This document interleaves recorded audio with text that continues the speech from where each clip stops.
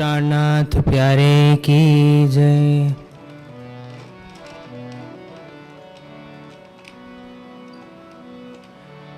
जैसा बाहिर होत है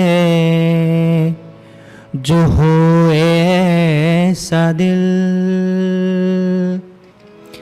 अदखिन पियो न्यारा नहीं, माहे रहे हिलमिल हिलमिल हिलमिल।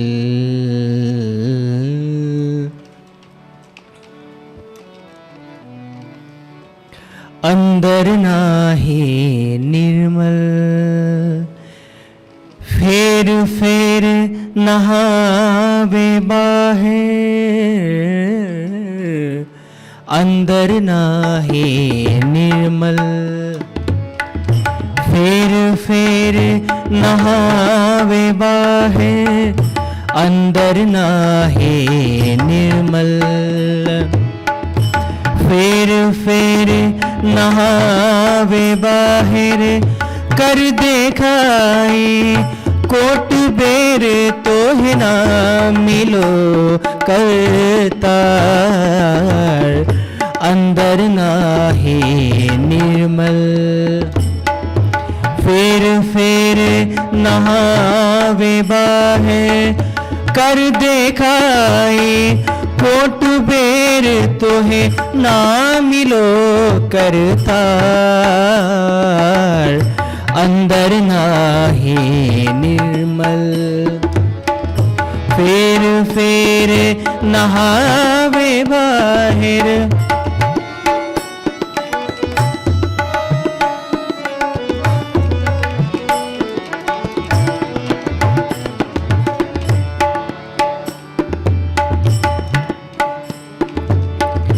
कोट करो बंदगी बंदगी, कोट करो बंदगी, बाहर हो निर्मल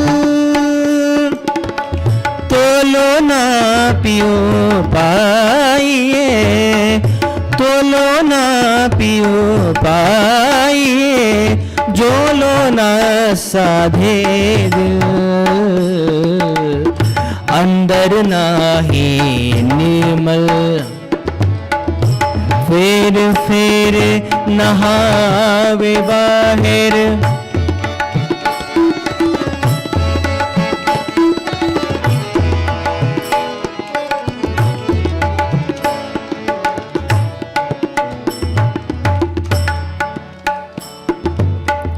जैसा बाहर होत है, जैसा बाहर होत है जो होवे सा दिल, जैसा बाहर होत है जो होवे सा दिल, तो अदखिन पियो न्यारा नहीं, तो अदखिन पियो न्यारा नहीं, माहे रहे मिल अंदर नाही निर्मल फेर फेर नहावे बाहर, अंदर नाही निर्मल फेर फेर नहावे बाहर।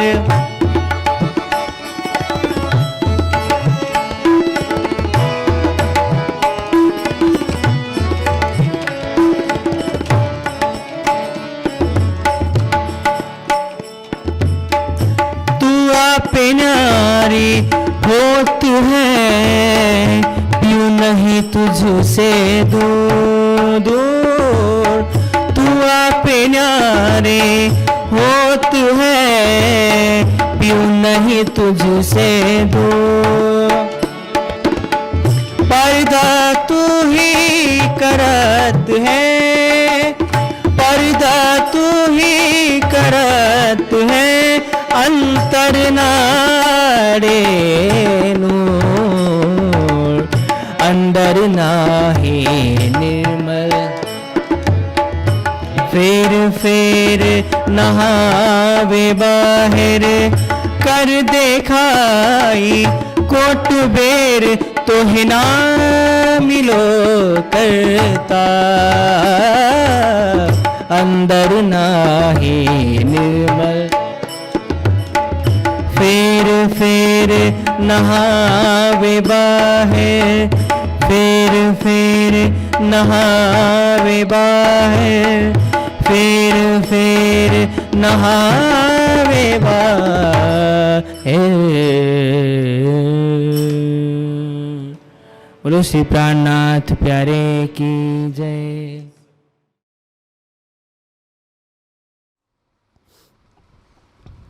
बोलो श्री प्राणनाथ प्यारे की, बोलो श्री सद्गुरु महाराज की।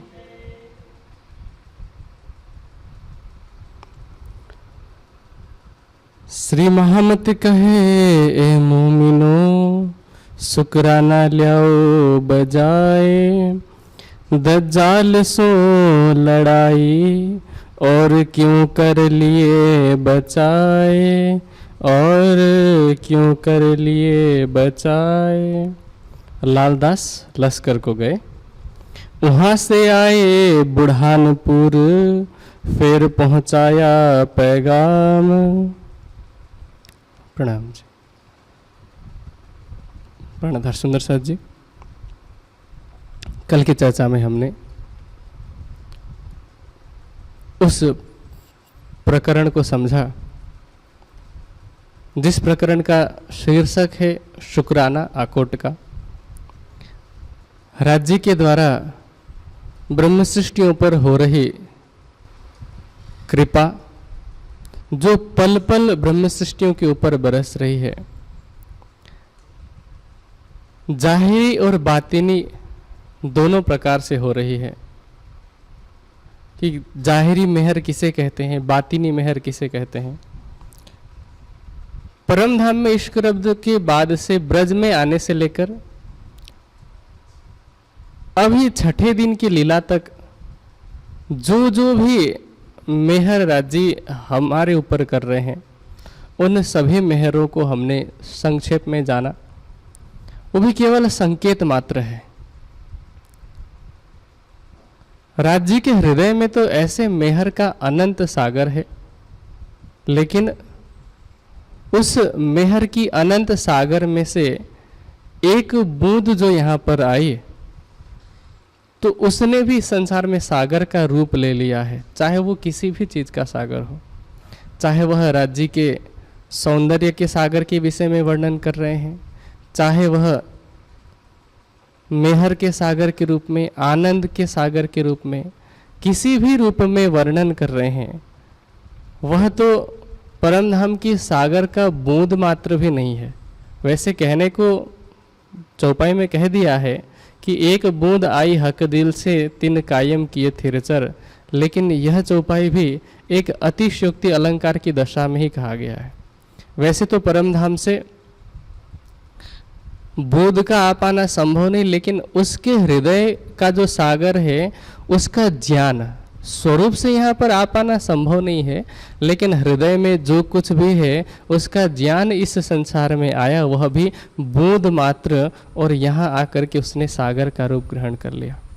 तो कैसे राज्य मेहर के सागर हैं और हम पर पल पल मेहर कर रहे हैं, उस प्रसंग को हमने कल सुना। अब आगे यह प्रकरण आया है लालदास लश्कर को गए। परंपरागत रूप से जितने विद्वान हुए वो यही कहते आ रहे हैं इस प्रकरण में कि लालदास जी बुढ़ानपुर से श्री जी के आदेश पर दिल्ली आए थे पैगाम पहुंचाने के लिए, जबकि वास्तविकता कुछ और ही है। अगर आप मुगल काल का इतिहास पढ़ेंगे आपको ज्ञात हो जाएगा यह तथ्य कि औरंगजेब अपने जीवन के 25 वर्ष मराठाओं के साथ संघर्ष करने में गुजार देता है, और उसने औरंगाबाद के पास में एक जगह है जिसका नाम है खुल्दाबाद। उस स्थान को उसने अपनी राजधानी बना रखी थी, सैनिक राजधानी। वैसे राजधानी दिल्ली ही है, लेकिन सैनिक राजधानी उसने वहाँ पर बना रखी थी, क्योंकि कभी अगर दिल्ली आना हो तो दिल्ली में तो उसकी सेना है ही, लेकिन मराठाओं को नियंत्रण में रखने के लिए, मराठाओं का दमन करने के लिए औरंगजेब ने खुल्दाबाद को अपनी सैनिक छावनी अथवा सैनिक राजधानी का रूप दे दिया था। तो वहीं पर उसका अधिकतर समय गुजरता था, क्योंकि मराठाओं की शक्ति दिन प्रतिदिन बढ़ती जा रही थी। छापामार युद्ध करते थे और आक्रमण करके हवा की तरह आते थे तेजी से, और फिर हमला करके अधिकतम नुकसान पहुंचा करके फिर भाग जाते। उन्हें नुकसान हो उससे पहले, या फिर औरंगजेब की फौज संभल पाती उससे पहले गायब हो जाते थे। तो इस तरह से छापामार युद्ध करते करते मराठाओं ने अपनी सैन्य शक्ति को, अपने भौगोलिक स्थिति को, दोनों को बढ़ा लिया था, विस्तार कर लिया था। तो मराठाओं का दमन करने के हेतु औरंगजेब अपने 25 वर्ष तक महाराष्ट्र में ही लगा रहा। बीच बीच में दिल्ली आना जाना तो उसका चलता रहता था। कभी अगर राणाओं का दमन करना है, राजपूतों का राजस्थान के, तो वह अजमेर को अपनी सैनिक छावनी बनाता था, और जहां मराठाओं का दमन करना हो तो खुल्दाबाद को उसने अपनी छावनी बना रखी थी। तो लालदास जी वहां पर गए थे। अब बहुत सारे विद्वान जो प्राचीन परंपरागत रूप से यही मानते आ रहे हैं कि लालदास जी नहीं दिल्ली ही गए थे। अगर लालदास जी दिल्ली नहीं गए थे तो इसका क्या प्रमाण है? तो अभी हम प्रसंग सुनते जाएंगे तो प्रसंग से ही पता चल जाएगा कि लालदास जी दिल्ली नहीं बल्कि खुल्दाबाद गए थे। इतिहास से भी हमें मालूम हो जाती है वैसे, लेकिन बीतक की चौपाइयों को ही अगर हम प्रमाण माने तब भी ये बात समझ में आती है। अब इस प्रसंग को हम आगे समझते हैं। श्री जी ने संदेश देकर के लालदास जी को कहा कि आप जाइए और जाकर के उन मौलवियों से, काजियों से फिर से एक बार विचार विमर्श करके देखिए। लालदास जी गए शरीयती लोगों के बीच और काजी से मुलाकात की। मुलाकात करने से पहले उन्होंने लिख करके एक चिट्ठी भिजवा दिया था काजी के नाम पे, क्योंकि काजी शेख इस्लाम तो इन्हें दिल्ली से ही पहचानता है। तो इसलिए जब लालदास जी के विषय में पता चला, उन्होंने अंदर आने के लिए बोला और पूछा कि इतने दिनों तक आप लोग कहाँ थे, अभी किस लिए आए हैं? तो लालदास जी ने कहा कि हमको हादी भेजिया तुम पर शेख इस्लाम की। शेख इस्लाम हमें हादी ने, हादी मतलब सतगुरु, ये एक शाब्दिक अनुवाद है। वैसे हादी का शब्दार्थ होता है हिदायत करने वाला, मार्गदर्शन करने वाला। तो हमें हमारी हादी ने भेजा है, कुछ प्रश्न उनके हैं और इन प्रश्नों का तुम जवाब दे दो। वैसे तो हम तुम पर पहले भी तुमसे मिल चुके हैं दिल्ली में, और जब तुम अजमेर में थे, जैसे कि मैंने पहले जिक्र किया, जब तुम अजमेर में थे तब भी मलुक चंद जी को भेजा गया था कुरान के कुछ प्रश्न के साथ में, लेकिन तुमने तो जवाब दिया नहीं। तब लालदास जी की इन बातों को सुन करके शेख इस्लाम ने कहा कि कुरान की इन सारे रहस्यों को तो आप ही खोल सकते हैं, ये तुम्हें खुले कलाम आप ही खोल सकते हैं, हम तो कुछ नहीं जानते, अब हम क्या कर सकते हैं? और अभी हम किसी कार्यवश बाहर जा रहे हैं, अगर आपको हमसे कुछ बात करनी हो तो आप अगले दिन आ जाइए। अगले दिन लालदास जी उनके साथ में एक और सुंदर साथी नूर मोहम्मद, इनको लेकर के गए। जब गए तो वहाँ शेख इस्लाम के कुछ मित्र भी बैठे हुए थे, दूसरे मौलवी इत्यादि। तो वहाँ एक किताब के ऊपर, एक हदीस के ऊपर चर्चा होने लगी, और बातें करते करते शेख इस्लाम ने कहा कि ये तो किसी अनपढ़ व्यक्ति ने इस पर कलम चला दिया है, ये तो बात गलत लिखी है। तो लालदास जी ने कहा कि ये इसको तुम गलत कैसे कह सकते हो? एक तरफ तो तुम कहते हो कि कुरान और हदीसों पर हमारा ईमान है, और फिर हदीसों को ही तुम गलत ठहरा रहे हो। तो उन्होंने कहा कि हम हदीसों को गलत नहीं कह रहे हैं। शेख इस्लाम का कहना है कि हम हदीसों को गलत नहीं कह रहे हैं, लेकिन किसी ने यहाँ लिखने में चूक कर दी है, क्योंकि इस किताब को लिखने वाले कोई अनपढ़ लगते हैं, कहते हैं उम्मियों के दस्तखत। अब लालदास जी ने कहा कि इनका कोई दोष नहीं है, लिखने वाले का कोई दोष नहीं है। तुम अगर लिखने वाले व्यक्ति के अंदरूनी भाव को, बातिनी भेद को समझने का प्रयास करो तो तब तुम बात समझ सकते हो। अब लालदास जी की इस बात को सुन करके शेख इस्लाम के मन में दज्जाल है अभी, तो उसने क्या किया कि जिस किताब पर चर्चा हो रही थी वह किताब छीन करके रख लिया और कहता है कि नहीं, ये किताब तो हम दे नहीं सकते, इस किताब पर हम चर्चा नहीं करेंगे, चलो तुम्हें किसी और विषय में चर्चा करना है तो तुम बोलो। अब लालदास जी ने सोचा कि इसके अंदर बेईमानी आ गई है, उन्होंने भी किताब छीन ली और फिर लालदास जी को थोड़ा गुस्सा आया, उन्होंने गुस्सा दिखाया। काजी ने फिर से, अब छीना झपटी चल रही है, काजी ने फिर से लालदास जी के हाथ से किताब छीनी और कहता है कि ये किताब तो हम अपने पास रखेंगे। फिर उसके बाद किताब छीनने के बाद उसने अपने एक नौकर को वो किताब रखने के लिए दिया, फिर झुक करके कहता है, अभी विनम्रता दिखा करके, किताब छीन लेने के बाद में विनम्रता दिखा करके कहता है कि आप अब क्या कहना चाहते हैं, आप कहिए। तो लालदास जी ने देखा कि इसके अंदर तो बेईमानी आ चुकी है, तो उन्होंने कहा कि हम तुमसे कोई बात नहीं करना चाहते, हमें कोई बात नहीं करनी। अब शेख इस्लाम ने सोचा कि मैं इनका क्या नुकसान करूं, और वो अंदर ही अंदर लालदास जी को मरवाने की योजना बनाने लगा।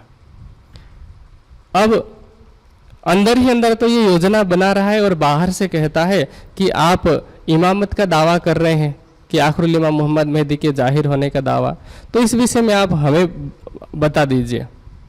तो लालदास जी ने कहा कि नहीं, अभी हम तुमसे कोई बात नहीं करना चाहते और आगे से हम कभी भी तुमसे कोई बात नहीं करेंगे। कहते हैं अब हम तुमको कबहू ना दे पैगाम, आज के बाद हम कभी भी तुमसे बात नहीं करेंगे।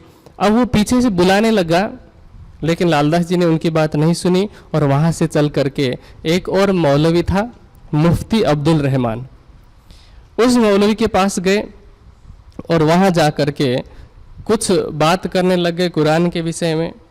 कहते हैं हम तुम एक वतन के 30 वास्ते उमेठत है कान, कहते हैं कि तुम भी खुदा की रूह हो, इसलिए हम तुम्हें समझाना चाहते हैं। कान मरोड़ने का मतलब क्या है कि जैसे एक बड़ा भाई जो थोड़ा सावधान होता है, थोड़ा ज्ञानी होता है, अगर छोटा भाई गलती कर देता है तो एक संबंध के कारण कभी डांटता भी है, कभी चाटे भी लगाता है, कभी कान भी पकड़ता है, तो यहाँ जगाने से मतलब है। तो मुफ्ती अब्दुल रहमान ने कहा कि आप जिस कयामत की बात कर रहे हैं, इमाम मोहम्मद मेहदी के जाहिर होने की बात कर रहे हैं, ये तो अभी बहुत दूर है। लालदास जी ने कहा कि आपने कैसे कह दिया कि बहुत दूर है? अगर आपको बात समझ में नहीं आती, कयामत के जो निशान कहे गए हैं उनके रहस्य आपको समझ में नहीं आते, तो इसका मतलब ये नहीं कि वो अभी आया नहीं है। कयामत तो अभी जाहिर हो चुका है। और फिर कुरान के ही कुछ प्रमाणों से लालदास जी ने उनको दिखा दिया। अब वहाँ से चले, 3 दिन तक बात हुई, 3 दिन तक मुफ्ती अब्दुल रहमान के घर में रहे, बातें हुई। अब श्री जी ने संदेश भिजवाया नारायण दास जी के हाथ से। कहते हैं कि यहाँ से मैं संदेश भिजवा रहा हूँ, इस संदेश को सुनते ही वहाँ पर पानी भी मत पीना, तुम जिस स्थान में हो वहाँ पर तुम्हें पानी भी नहीं पीना है, और इस संदेश के प्राप्त होते ही तुम्हें तुरंत चले आना है, क्योंकि ये जो शरीयत के लोग हैं ये तुम पर कोई आरोप लगा करके तुम्हें फंसाना चाहते हैं वहाँ पर। और आपको पता है, आपने भारतीय इतिहास पढ़ रखा है, मुगल काल का इतिहास पढ़ रखा है कि धर्म परिवर्तन न करने के कारण गुरु तेग बहादुर को, बंदा बैरागी को और ऐसे बहुत सारे सिखों के पंथ में गुरु हुए जिनको इन्होंने मार डाला, भाई मतीराम जी को, गुरु गोविंद सिंह के 4 बच्चों को। तो धर्म परिवर्तन कराने में तो ये जबरदस्ती करते थे, इसलिए श्री जी ने सोचा कि अगर लालदास जी पर कोई आरोप लगा करके इन्होंने पकड़ लिया, अगर जेल में डाल दिया, तो ये उनके साथ भी वैसा ही व्यवहार करेंगे।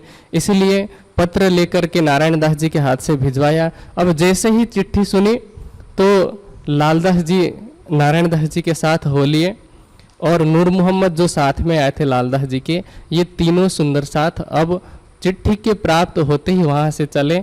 और कहते हैं चले पीछे दिन तीसरे पहुँचे हादी कदम।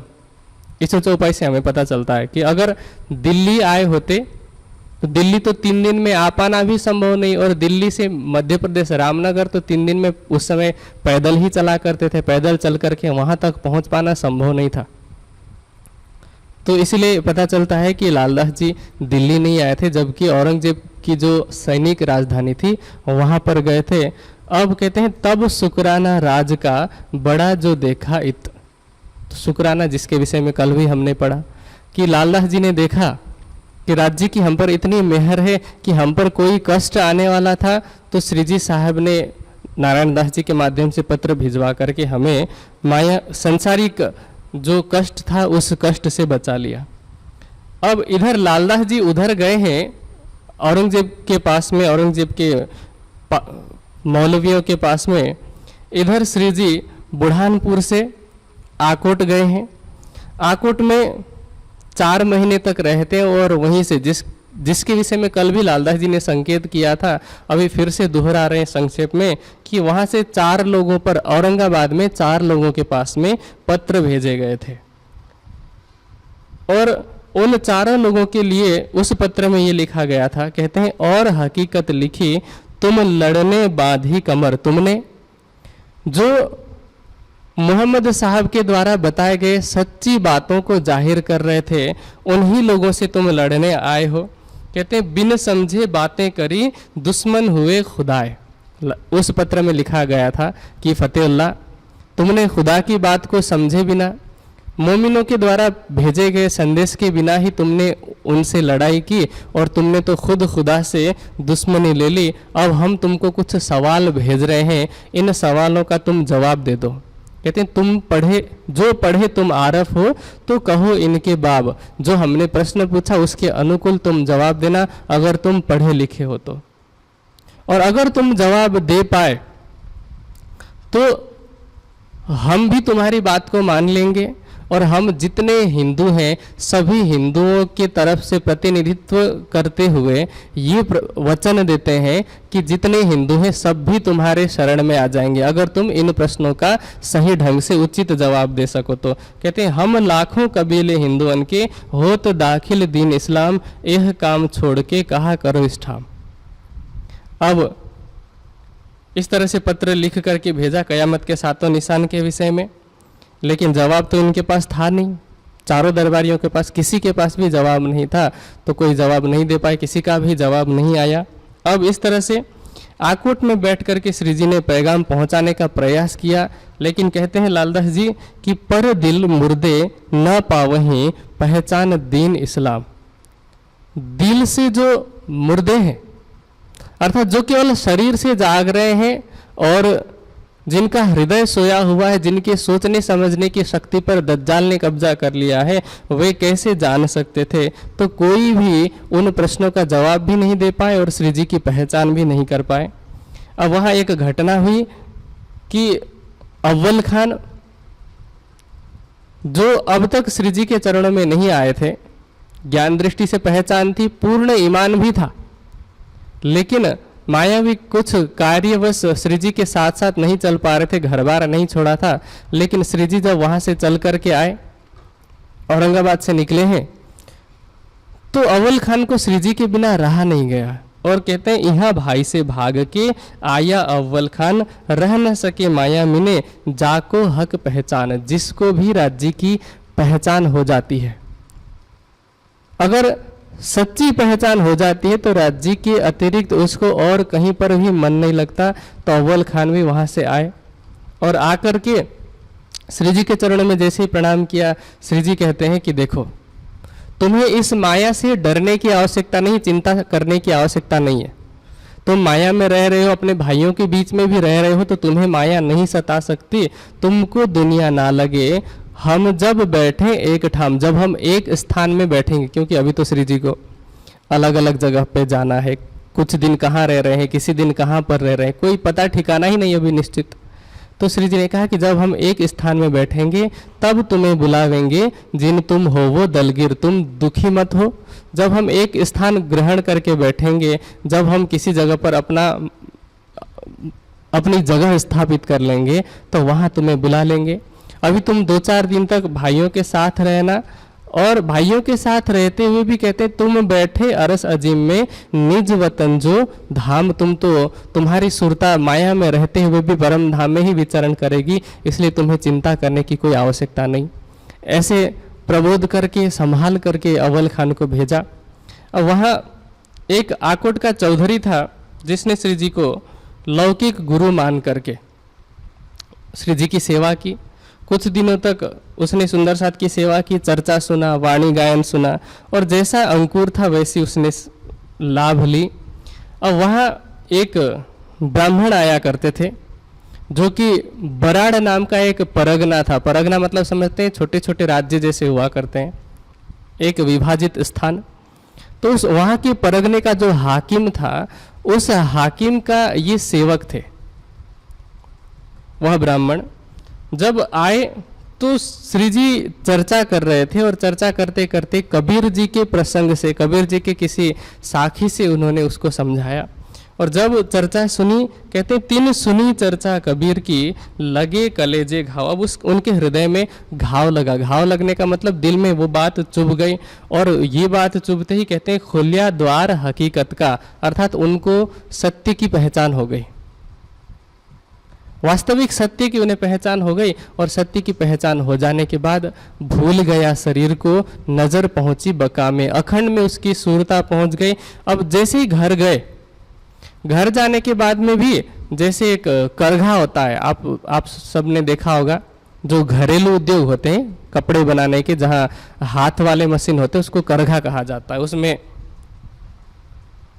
धागे डालते हैं और फिर उस करघा को आगे पीछे किया जाता है, और आगे पीछे करते करते वो कपड़ों को तैयार किया जाता है। तो जैसे करघा आगे पीछे होता है, उसी तरह से ये भी कभी घर जा रहे थे और कभी घर में मन नहीं लग रहा था तो तुरंत भाग करके श्री जी के पास आते थे। फिर किसी मजबूरी से अगर जाना पड़े फिर से भाग करके आते थे। एक करघे की तरह ये बार बार श्री जी के पास आते थे। घरों जाए पीछे फिरे ज्यों ताना कोरी की, आवे जाए फिर नजर भई इन्हें। अब इनकी नजर श्री जी पर ही टिकी हुई है, और अब ये और कोई बात नहीं कहते, श्री जी के पास आकर के कहते हैं बस तुम ही हो,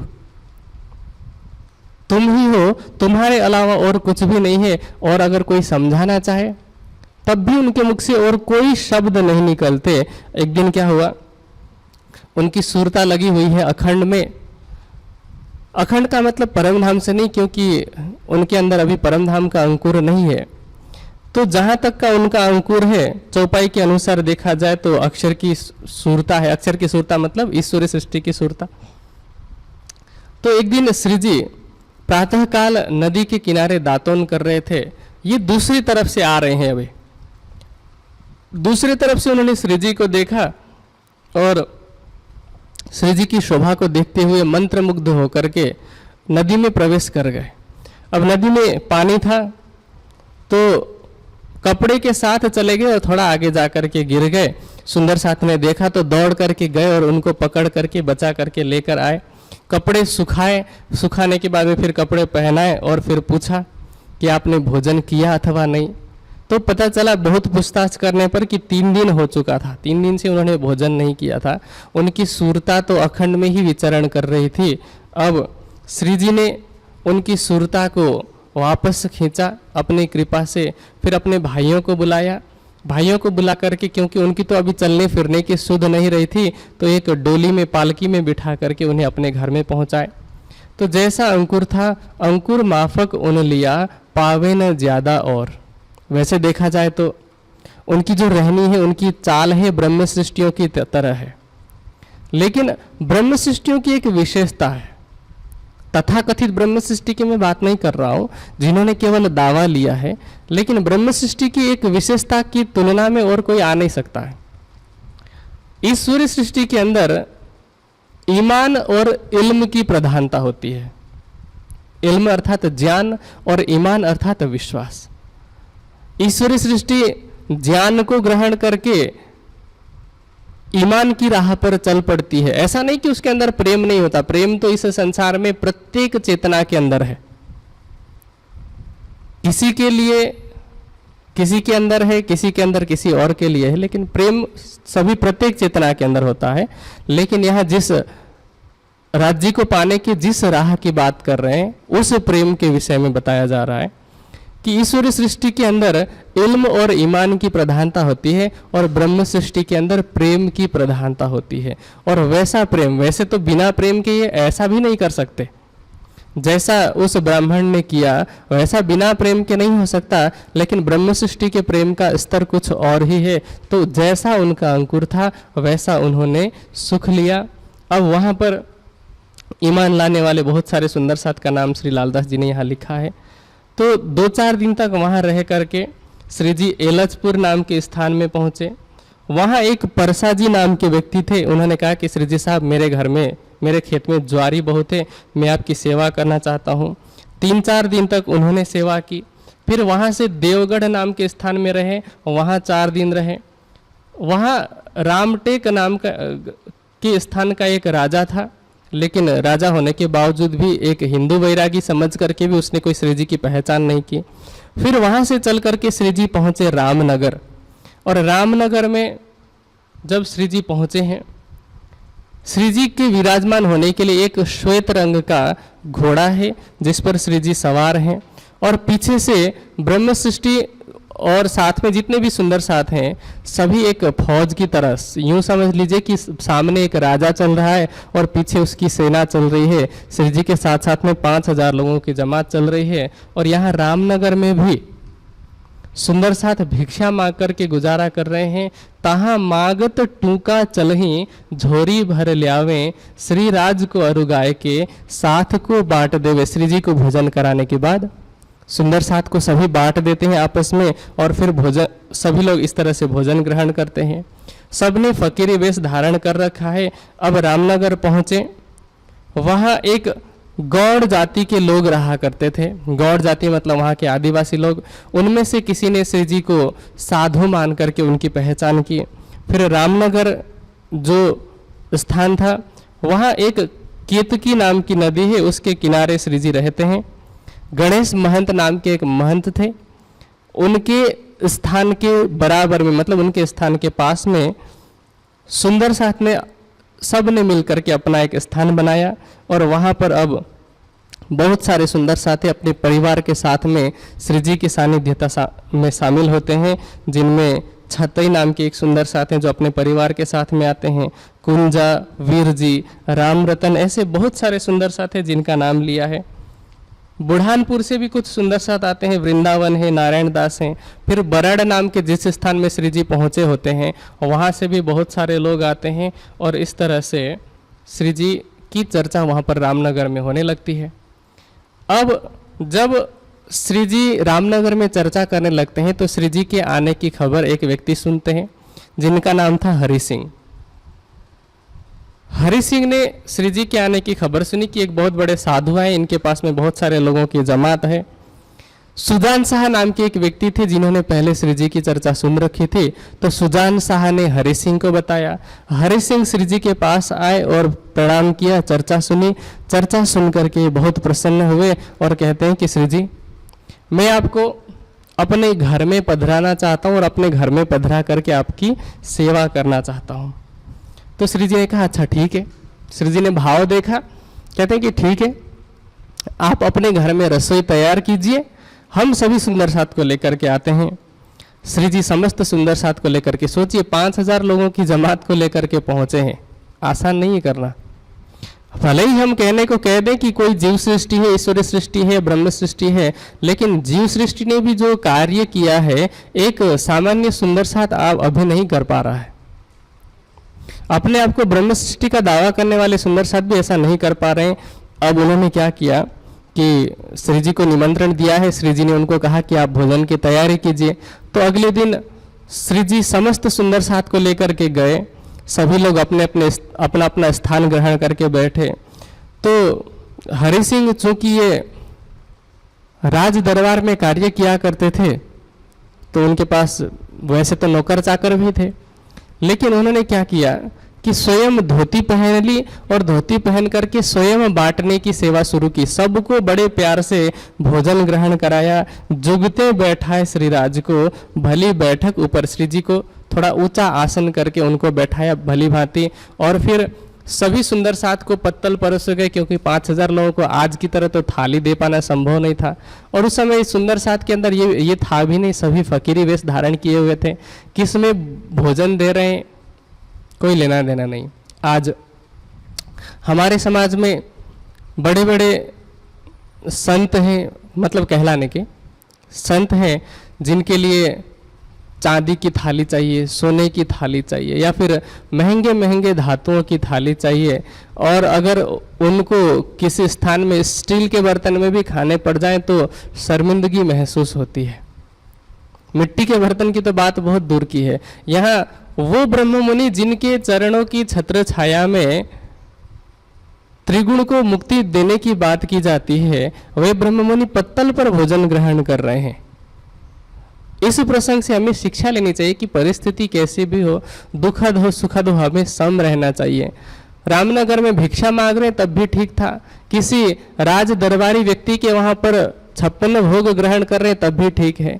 22 दिन तक उज्जैन में उत्सव रसोई हुआ तब भी ठीक था। तो हर अवस्था में सम रहे वो मोमिन, वे ब्रह्म मुनि, इसलिए हम उनका जिक्र किया करते हैं। अब उन्होंने सभी सुंदर साथ को भोजन कराया। भोजन कराने के बाद श्री जी को कहा कि श्री जी साहब, हम आपसे एकांत में कुछ बात करना चाहते हैं। तो अटारी पर लेकर के गए ऊपर, जाकर के श्री जी को प्रणाम किया, विनती की और अपने तरफ से पूरा भाव दिखा रहे हैं और कहते हैं, मैं तो तुम्हारा दास हूँ, मुझ पर करी मेहनत, मैं उदास हुआ इत से, ए हुए मुझसे जेर इत। उनका क्या था, परिस्थिति ऐसी थी कि वो राज दरबार में कार्य किया करते थे, तो संभवतः हो सकता है कि कोई उन पर मुकदमा चल रहा हो। तो उन्होंने श्री जी को कहा कि मेरा ऐसा काम कर दीजिए कि मेरा मुकदमा चल रहा है, अगर मैं हार गया तो फिर मुझे बहुत बड़ी सजा मिल सकती है, इसलिए कृपया मुझ पर इतनी मेहर, इतनी दया कर दीजिए। अब परमहंस महाराज श्री रामरतन दास जी की वह कथा, वह प्रसंग तो सबको पता है कि महाराज जी उस दिन सबको परम धाम का दर्शन करा सकते थे, लेकिन सभी लोग छोटी छोटी चीज़ों से प्रसन्न हुए। कोई बेटे को नौकरी मांग करके, कोई बेटे के लिए बहू मांग करके, कोई अपने घर में पोता मांग करके, कोई भैंस का दूध मांग करके, सभी लोग लौकिक छोटी छोटी इच्छाओं की पूर्ति करके प्रसन्न हो रहे थे। अब अगर वो मांगते, जितनी सेवा भावना उन्होंने दिखाई थी, वह परम धाम का दर्शन भी मांगते तो शायद श्री जी ना नहीं कहते। उसकी पात्रता नहीं थी वो अलग बात है, लेकिन उन्होंने तो लौकिक चीज मांग ली। श्री जी ने कहा कि अच्छा ठीक है, तुम्हारा कार्य सिद्ध हो जाएगा। कहते हैं ये बात अंकुर की, आवे न जागृत बुद्ध। अंकुर के बिना तो जागृत बुद्धि नहीं आ सकती। जेता था उनका हिस्सा, तेता लिया उन सुख। जितना उनका हिस्सा था उतना उन्होंने सुख लिया। अब उधर एक किशोरी कुंवर नाम के सुंदर साथ हैं, उन्होंने श्री जी की ऊपरी पहचान की और वहां जाकर के उन्होंने अपने महल में भी बताया कि एक बहुत बड़े साधु आए हैं। तो किशोरी सिंह ने जाकर के महल में बताया। फिर सबको सावधान करने के बाद उन्होंने श्री जी को अपने घर में बुला लिया कि हम आपको अपने घर में पधारना चाहते हैं। तो श्री जी वहाँ पर गए। जाने के बाद अब इन्होंने भी इसी तरह से सेवा की, भली भांति सेवा की और फिर अंकुर माफक अपने इन भी लिया सुख। इन्होंने भी अपने अंकुर के माफक सुख लिया। उनकी एक दासी थी किशोरी सिंह के, उन्होंने भी श्री जी की पहचान की और कहते हैं देख दीदार हक का कछुक भई पहचान। उनको थोड़ी सी पहचान हुई। अब यहाँ पर ऐसे बहुत सारे नए लोग हैं, वे आने लगे। अब इसी समय रामनगर के अंदर आजुज माजुज का जोरा हुआ। जैसे शाहजहाँपुर बोडिया में श्री जी पहुँचे थे तो मिर्गी का रोग शुरू हुआ था, उसी तरह से रामनगर के अंदर भी सुंदर साथ को मिर्गी ने घेर लिया, मिर्गी के रोग ने। और वहाँ पर एक नहीं बहुत सारे सुंदर साथ हैं जिन्होंने अपना तन छोड़ा है, जिसमें ईश्वरदास हैं जो उदयपुर से आए थे। उनके बेटे का नाम था तुंगा और छोटे बेटे का नाम था, उनकी पत्नी का नाम था रुकमा। ये सभी धीरे धीरे करके एक एक करके मिर्गी की वजह से अपना शरीर छोड़ते जा रहे हैं। बहुत सारे सुंदर साथ हैं। अब कुछ समय तक ये प्रसंग चला, आजुज माजुज का जोर चला, फिर राज्य के हुक्म से वह चीज दब गई, आजुज माजुज का जो जोर था वो खत्म हो गया। लेकिन फिर भी सुंदर साथ काफी दुखी हुए कि जिन्होंने घर बार छोड़ करके साथ में रहने का प्रण करके जो साथ में चले हैं कई वर्षों तक, सूरत से लेकर के सुंदर साथ में निकले हैं, तो कितने वर्षों में साथ रहे हैं। तो इस तरह से दुख होना, जीव का दुखी होना स्वाभाविक था। सुंदर साथ कुछ दुखी हुए, लेकिन ये प्रसंग भी धीरे धीरे करके समाप्त हो गया राज्य के हुक्म से। इस समय क्या हुआ कि औरंगजेब को जब पता चला कि रामनगर के अंदर श्रीजी साहब हैं, उसने पुरदल खान अपने एक सेनापति को हुक्म दिया कि रामनगर में कुछ वैरागी हैं, तुम जाओ और उनकी पहचान करो कि ये कौन है और कहाँ से आए हैं और किस लिए वहाँ पर ठहरे हुए, क्योंकि 5000 की जमात थी। क्योंकि औरंगजेब को अभी चिंता है कि कहीं मेरे खिलाफ तो कोई अपनी सेना खड़ी नहीं कर रहा है। तो पुरदल खान ने अपने से छोटे अधिकारी को, उसका नाम था शेख खिदर को भेजा। वह आया और आकर के रामनगर के राजा से कहा कि मैं उन फकीरों को पकड़ने के लिए आया हूं जो फकीर तुम्हारे राज्य में रह रहे हैं। मैं उन फकीरों को पकड़ने के लिए आया हूं, या तो तुम उनको पकड़ करके मेरे हवाले कर दो, नहीं तो मैं उनको पकड़ करके ले चलता हूं। और अगर तुमने बादशाह की इस फुरमान को, इस हुक्म को टालने की कोशिश की तो फिर इसका गुनाह तुम पर लगेगा और फिर मैं बादशाह के आदेश से मैं तुम पर हमला कर दूंगा। अब ये बात सुन करके, अभी शेख इधर पहुंचा नहीं, अभी इसने सिर्फ संदेश ही पहुंचाया है। तो ये बात सुन करके राजा ने कोतवाल को कहा कि तुम जा करके उन स्वामी जी से, क्योंकि ये तो एक भौतिक रूप से ही पहचान कर रहा है, कहा कि जा करके स्वामी जी से कहो कि आप 2-4 दिन के लिए यहाँ से चले जाइए, क्योंकि बादशाह का जो दबदबा है हम झेल नहीं पाएंगे।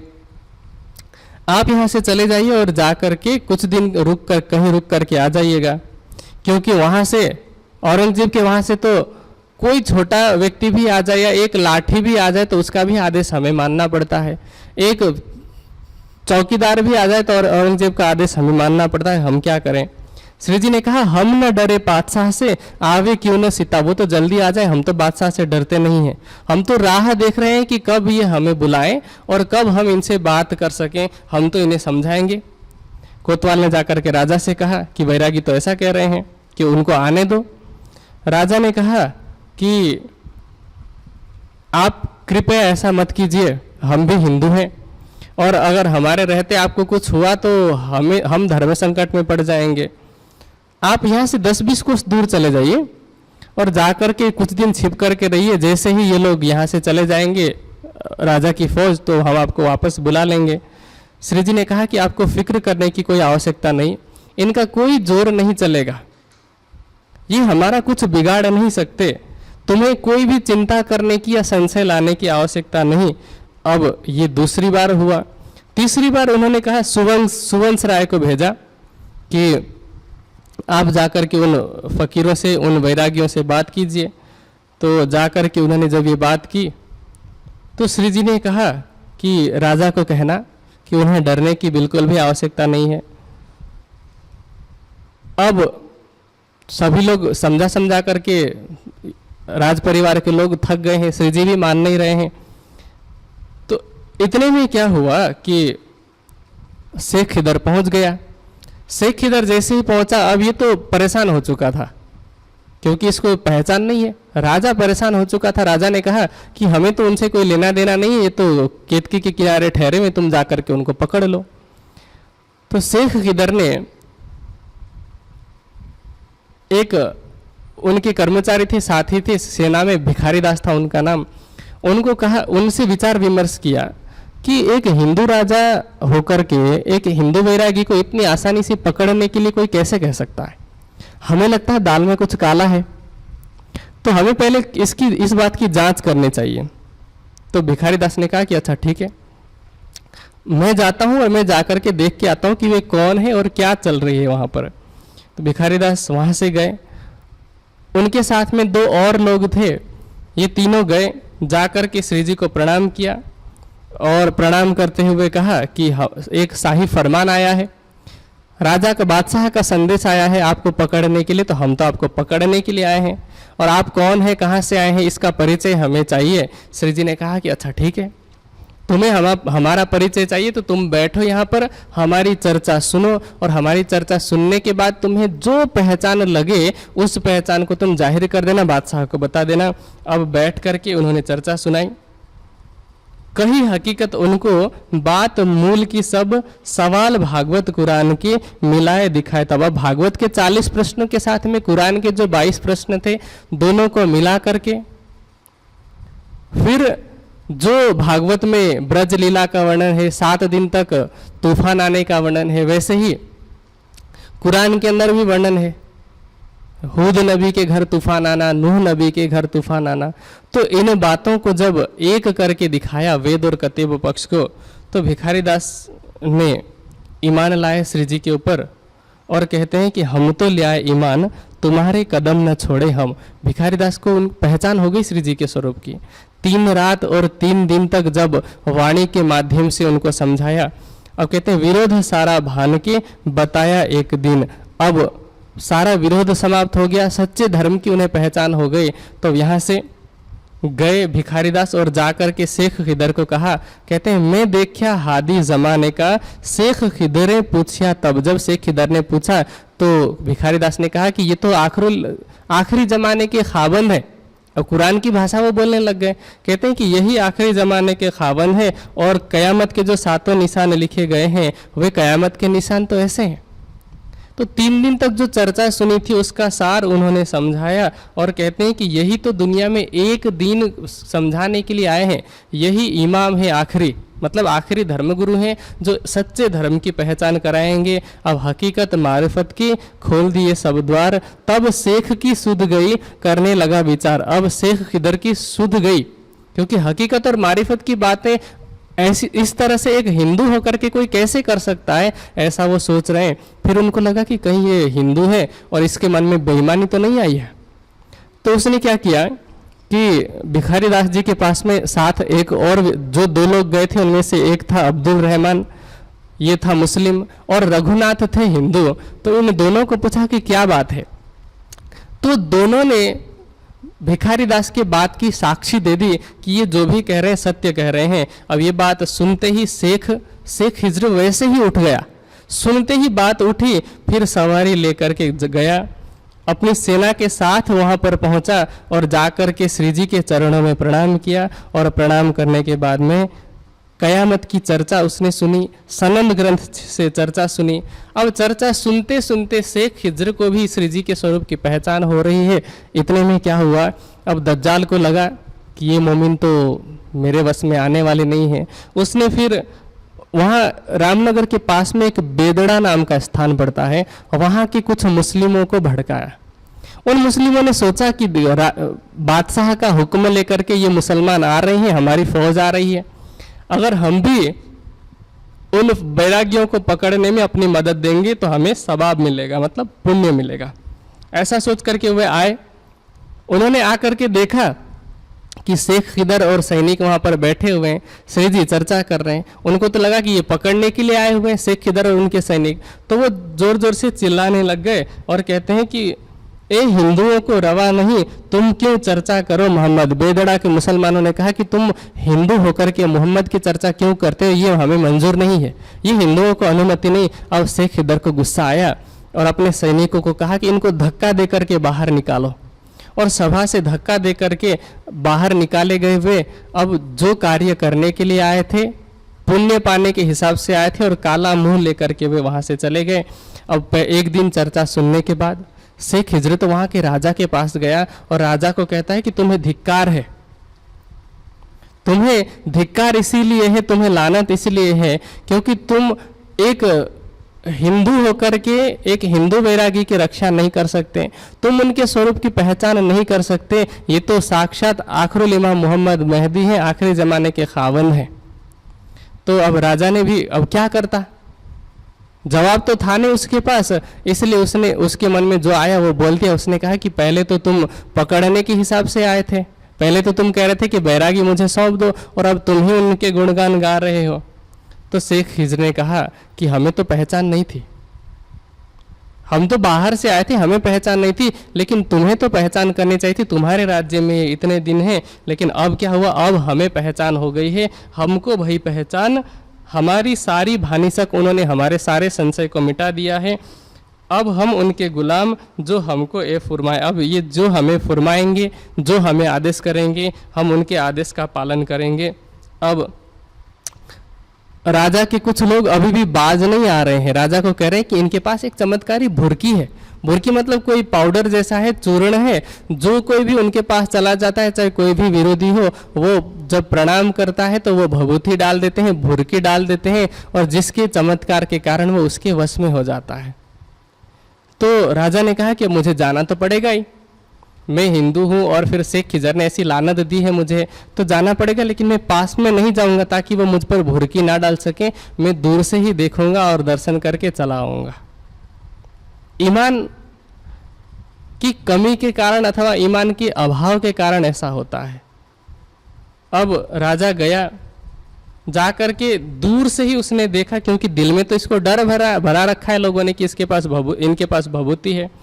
तो दूर से उन्होंने प्रणाम किया, प्रणाम करके वापस चले गए, चर्चा भी नहीं सुनी। फिर लालदास जी कहते हैं, बिन अंकुरे क्या करे, कर न सका पहचान, बिना अंकुर के ये क्या करते। अब शेख खिदर ने श्री जी को कहा कि श्री जी साहब, आप हमें हुक्म कीजिए कि हम क्या लिखें। बादशाह को कोई ना कोई जवाब तो देना पड़ेगा, हमें पुरदल खान को जवाब देना है, पुरदल खान आगे जा करके जवाब देगा ऊपर, तो आप बताइए क्या लिखना। श्री जी ने कहा कि जैसा तुमने देखा है, जैसा तुमने सुना है और जैसा समझा है, जैसी मेरी पहचान की है वही लिखो, मैं तुम्हें कुछ नहीं बताऊंगा। तो शेख खिदर ने कहा अच्छा ठीक है। तो कुछ दिन तक शेख खिजर श्री जी के पास में ही रहे, फिर लिख करके पहचान भेजी कि जिनको तुम पकड़ने के लिए मुझे भेजा है तुमने, ये तो आखिरी जमाने के खावन हैं, इस तरह से पहचान लिखी। अब शेख खिदर के साथ जो कुछ लोग आए हुए थे सैनिक, उन सैनिकों में से भी कुछ लोगों ने श्री जी के स्वरूप की पहचान की, और जिनको बहुत ज़्यादा ईमान था, कहते हैं केतेक लोग शेख के रह गए, जिनको जोर ईमान, जिसको बहुत ज़्यादा ईमान था, वे श्री जी के पास ही रह गए। और भिखारी दास भी गए, शेख खिदर को अपने मंजिल तक पहुंचाया और वह स्वयं भी श्री जी के चरणों में आ गए। अब इसके बाद पुरदल खान, क्योंकि पुरदल खान को तो पहचान नहीं है, उसने एक और व्यक्ति को भेजा, गुलाम मोहम्मद। वो धमोनी में रहा करता था। जब उसने खबर सुनी वैरागियों की तो वो आया और आकर के कहता है राजा से कि वो वैरागियों को पकड़ करके मुझे दे दो। अब राजा ने सोचा कि जब तक ये लोग यहाँ पर रहेंगे, जब तक ये साधु यहाँ पर रहेंगे, तब तक तो हमारे ऊपर संकट ही संकट है। कल शेख खिदर आया था, आज ये आ रहा है गुलाम मोहम्मद, कल हो सकता है कोई और आए, तो हम रोज रोज ये परेशानी नहीं चाहते। तब राजा ने अपने सैनिक को भेजा और फिर कड़वे शब्दों में कहा कि तुम जाओ हमारे देश से, हम न सह सके खरख से, ये जो रोज रोज की जो किचकिच है हम उसको सहन नहीं कर सकते, आप हमारे देश से निकल जाइए। अब राजा की जब ऐसी दृष्टि देखी, श्री जी वहाँ से चले गए, क्योंकि उन्होंने देखा कि ये तो कहते हैं जिमी देखी जहर, वह जगह जहरीली दिखाई पड़ी। जहरीली मतलब जिस स्थान में अगर आपका सम्मान ना हो, अगर आपका जो स्वाभिमान है स्वाभिमान ना रहे, तो फिर उस स्थान में रहना उचित नहीं है। ऐसा विचार करके श्री जी वहाँ से चले। और अभी ये संवत 1739 का महीना चल रहा है, 39 का साल चल रहा है, अगहन का महीना है। तो रामनगर से श्री जी चले हैं राजा के निकाले जाने के बाद, और श्री जी पहुँचे गढ़े नाम के स्थान में। और गढ़े नाम के स्थान में एक बाग में जगह बनाई और सुंदर साथ ठहरे हुए हैं। तो वहाँ एक अहदी नाम का व्यक्ति पहुंचा अपने 5 सैनिकों को लेकर के। वहां पर देवकरण जी दीवान जो थे छत्रसाल जी के, तो देवकरण जी किसी कारण से पहुंचे हुए हैं संयोगवश। तो समस्त सुंदर साथ ने उन 5 सैनिकों को रोका और फिर 4 प्रहर तक, 4 प्रहर मतलब समझ लीजिए कि पूरा दिन, 4 प्रहर में कितने घंटे होते हैं, 12 घंटे होते हैं। तो 4 प्रहर तक सुंदर साथ उनसे उलझते रहे, ज्ञान की लड़ाई हुई, बात होती रही। सनंद श्री जी ने सुनाई उनको, और सनंद सुन करके उनको श्री जी के स्वरूप की पहचान हो गई। और फिर वहाँ से ये लोग चले गए और कहते हैं कि अच्छा हुआ कि हमने इनके साथ कोई दुर्व्यवहार नहीं किया। ये तो बलि खुदाए का, हमसे बेअदबी कछु होए तो होता बुरा हमारा, हम ठौर न पावे सोए। कहते हैं कि ये तो अच्छा हुआ कि हमसे कोई बेअदबी नहीं हुई, मतलब हमने उनका अपमान नहीं किया, ये बहुत अच्छा हुआ। अब श्री जी वहाँ से चल करके गढ़े पहुँचे हैं। वहाँ पर एक हाकिम राय नाम का व्यक्ति था जो कि भगवंत राय का बेटा था। उसने सोचा कि मैं वैरागियों को लूट लूँगा। वैरागियों को लूटने की उसने इच्छा प्रकट की। तो वहाँ श्री जी जिस स्थान में ठहरे हुए हैं, गंगाराम नाम के एक व्यक्ति थे। उन्होंने कहा, क्योंकि वो 2 बार श्री जी का दर्शन कर चुके थे, उन्होंने उस हाकिम राय को कहा कि इन वैरागियों को लूटने से तो तू बदनाम हो जाएगा, और ऐसा नहीं कि ये लोग, इन लोगों को तो सामान्य सरलता से लूट पाएगा।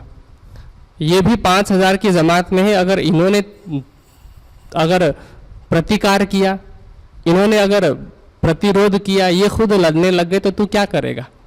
ऐसे करके जब डराया तो वो डर तो गया, लूट नहीं पाया, लेकिन उस स्थान को लानत लगी कि एक हिंदू होकर के एक वैरागियों को अगर लूटने की कोशिश करता है।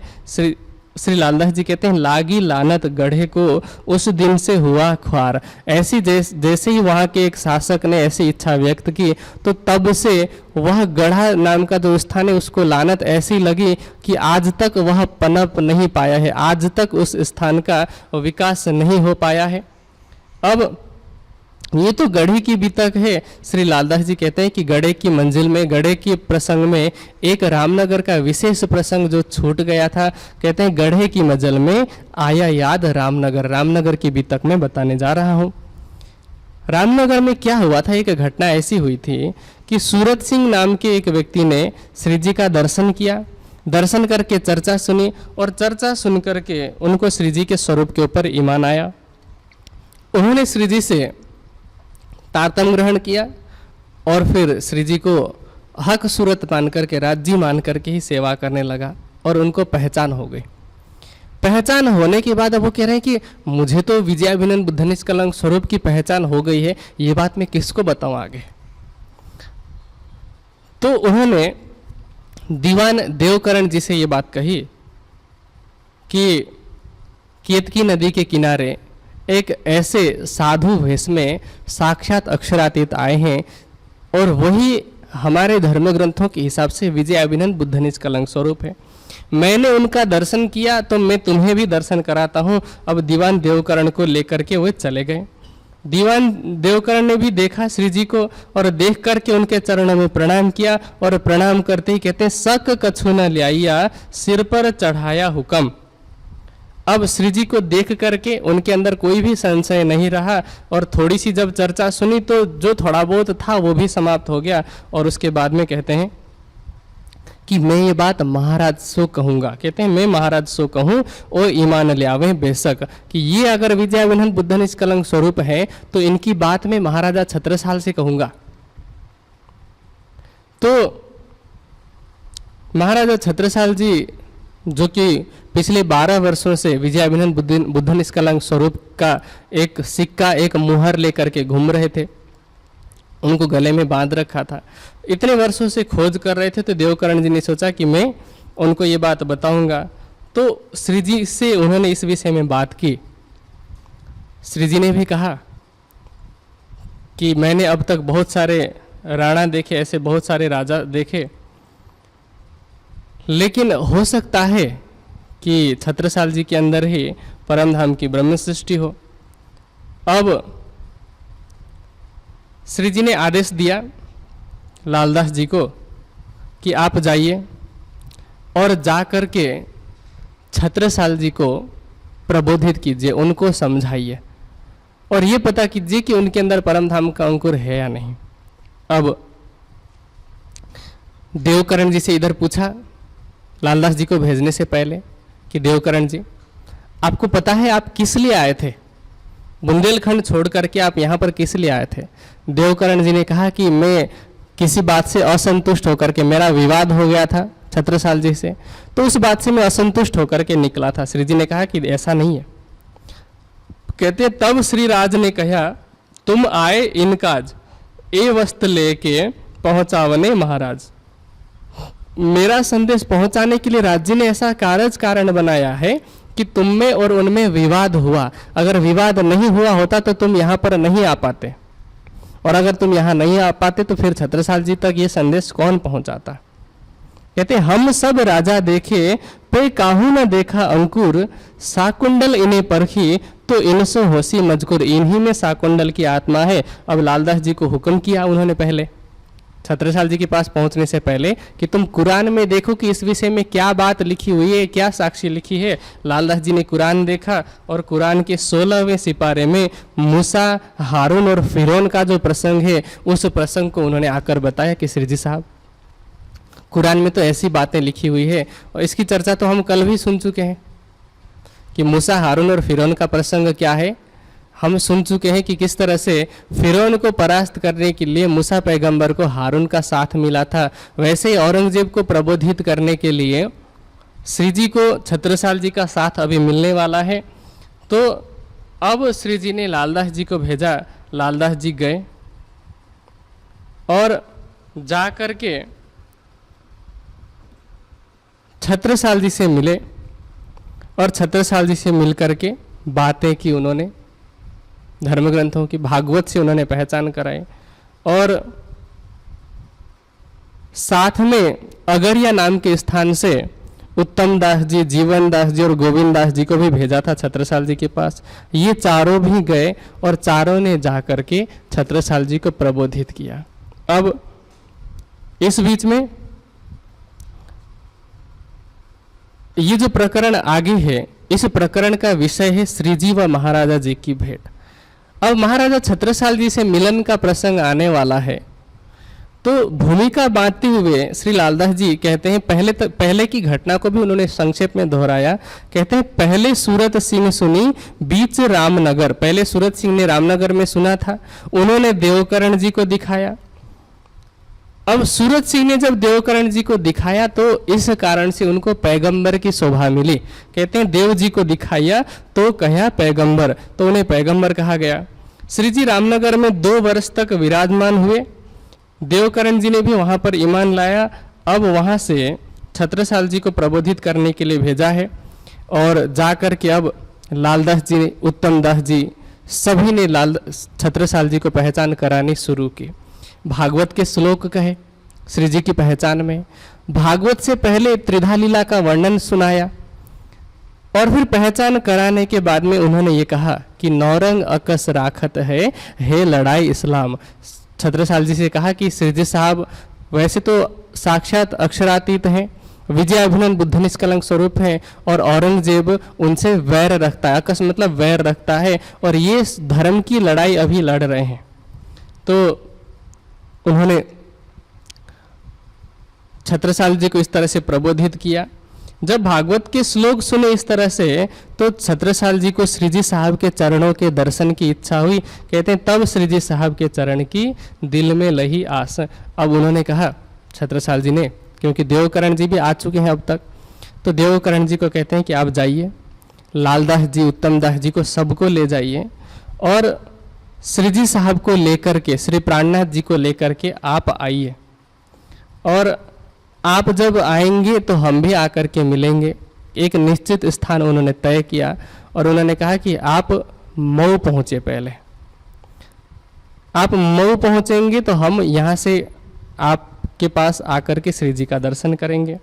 तो वहाँ से विदा लेकर के लालदास जी, उत्तम दास जी गए। श्री जी उधर से आए हैं तो अगरिया पहुँचे हुए हैं, अगरिया में ठहरे हुए हैं। वहाँ जाकर के छत्रसाल जी की सारी बातों को सुना कि इस तरह से उनकी जागनी हुई है ज्ञान दृष्टि से, आपका दर्शन वो करना चाहते हैं तो आप यहाँ से चलिए। अब सारी तैयारी हो गई बौद्धिक स्तर पर, मानसिक स्तर पर। अब अगरिया से श्री जी चले हैं। चले अगरिये से परने पहुँचे आए। पन्ना नाम के स्थान पर श्री जी पहुँचते हैं अगरिया से चल करके और कहते हैं डेरा किया अमराई पर, ठौर झंडे की चितलाए। अमराई घाट आज भी जो सुंदर साथ पन्ना जाते हैं तो बाईजीराज महारानी के मंदिर के पीछे जो किलकिला नदी है, किलकिला नदी के पास में आप लोगों ने देखा होगा वहाँ पर आम के बहुत बड़े बड़े पेड़ हैं, बहुत पुराने पेड़ हैं। तो आम के पेड़ होने के कारण, आम के बड़े बड़े पेड़ होने के कारण उस घाट को अमराई घाट कहा जाता था। और घाट का मतलब तो नदी का किनारा होता है। तो उस अमराई घाट पर श्री जी ने अपना डेरा किया और ठौर झंडे के चितलाए। और वहाँ जैसे ही पहुँचे तो श्री जी ने कहा कि ये वह स्थान है जहाँ हमारा झंडा गाड़ना है। और झंडा लौकिक झंडे की बात नहीं कर रहे हैं। झंडा गाड़ने का मतलब है कि इसको अपना स्थान बनाना है, इसको अपना स्थायी स्थान बनाना है। अब उस स्थान पर श्री जी ठहरे हुए हैं किलकिला नदी के किनार पर। और श्री लालदास जी कहते हैं, नदी किलकिला तीर पे उतरे परमहंस आए, तिन में सिरदार अक्षरातीत, देख अपना ठौर सुख पाए। किलकिला नदी के किनार पर कौन आए हैं? परमहंस। परमहंस किसको कहा गया है? ब्रह्म सृष्टियों को। इस संसार में जो कैवल्य अवस्था तक पहुंचे होते हैं उनको भी परमहंस की संज्ञा दे दी जाती है वैसे, लेकिन वास्तव में वे परमहंस नहीं है। परमहंस तो वे ब्रह्म मुनि हैं, क्योंकि योगा वशिष्ठ के अंदर योग की 7 भूमिकाओं का वर्णन है, जिसमें 5वीं अवस्था को कैवल्य अवस्था अथवा विदेही अवस्था कहा जाता है। तो सामान्य रूप से इस संसार के जितने साधु योगी हैं वे कैवल्य अवस्था तक पहुंच पाते हैं। ईश्वर सृष्टि को हंस की संज्ञा दी है और ब्रह्म सृष्टियों को परमहंस की संज्ञा दी है।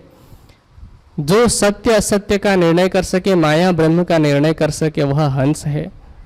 जैसे हंस के अंदर दूध और पानी का निवेरा करने की क्षमता होती है, उसी तरह से सत्य और असत्य का निर्णय करने की क्षमता ईश्वर सृष्टि को दी, क्योंकि हमने पहले ही सुना कि ईश्वर सृष्टि ज्ञान प्रधान है। तो वह हंस है, और हंस से भी जो परम है, अर्थात हंस से भी ऊपर का जो दर्जा है वह परम हंसों का है। तो वो ब्रह्म सृष्टियां ही परम हंस है।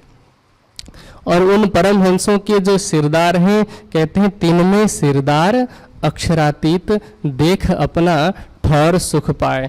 तो उन ब्रह्म सृष्टियों के सिरदार कौन है? अक्षरातीत। अक्षरातीत साथ में है ब्रह्म सृष्टियों के।